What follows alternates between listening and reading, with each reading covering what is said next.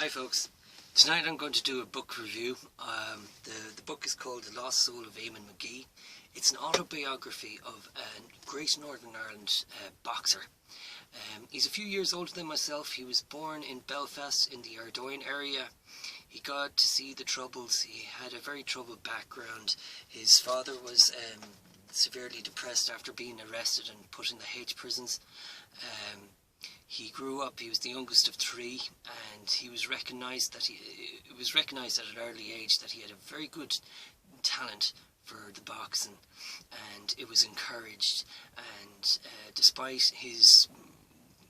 despite growing up in the troubles, moving house constantly, antagonism from the British Army, antagonism from the police, his house getting broken into so many times, issues with the local IRA, and then later on, like bringing up his family with the backdrop of drink, drugs, women and depression.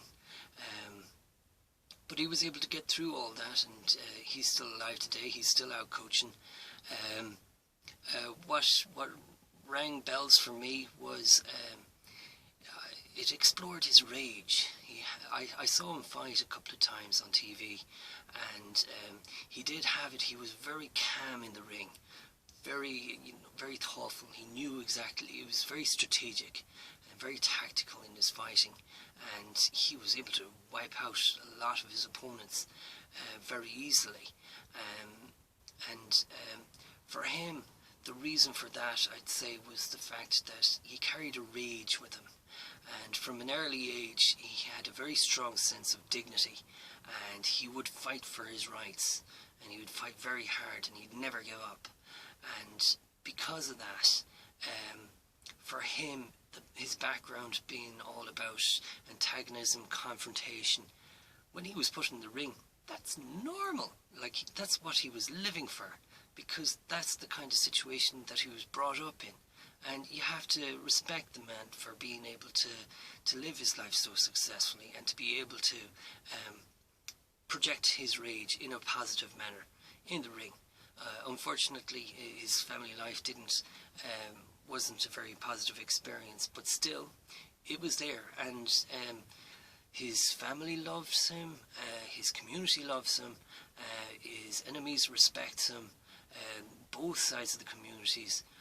Northern Ireland loves this guy, and why? It's because he had a very strong sense of dignity, and he wasn't afraid to show it. He stood up for himself. This is a kind of guy from a background where you could get a text message from your local IRA commander telling you that you to meet with him under a bridge at 3 o'clock at night so that you could get a kneecapping, and you'd actually go to it. You know, it's mad to think that somebody would actually go to an appointment like that. But that's the kind of fortitude and strong, rigid dignity and strength that's normal for this guy. And I'd like to take some of that with me into my own life. For example, right now we're in lockdown for the last 9 months. Can't be helped, of course. The employer has us literally chained to our desks at home. Again, can't do much about that. Family life, family issues, all those things, you know, it kind of weighs you down. And, you know, if you don't have an opportunity to vent or to really fight your corner for anything, you know, you should, it's not illegal to be angry and to put up a fight for these sort of things.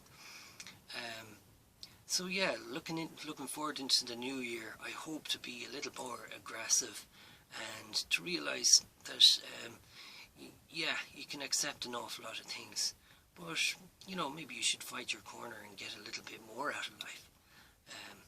That being said, Happy Christmas, y'all. See you in the new year.